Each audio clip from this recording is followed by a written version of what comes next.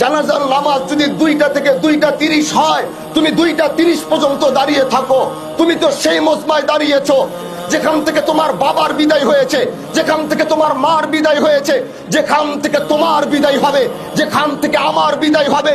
একটু দাঁড়াও, পৃথিবীর এই বাস্তবতাটাকে চিন্তা করো যে পৃথিবী আমার না, এই আকাশ আমার না, এই জমিন আমার না, এই পৃথিবীর মাটি আমার না, আমার এখান থেকে যেতে হবে।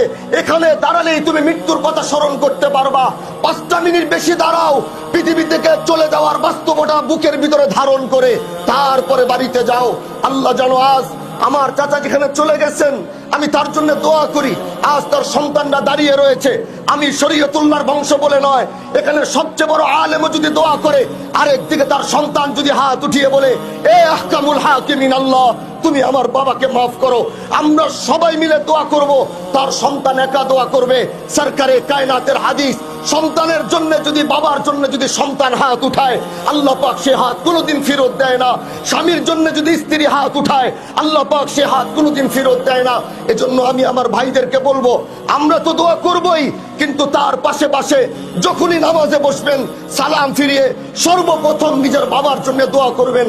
আল্লাহ যেন তাকে জান্নাতের আলা মাকাম নসিব করে, তার কবরের আযাব যেন আল্লাহ পাক মাফ করে দেয়, সন্তান পরিবারকে সবরে জামিল যেন দান করে।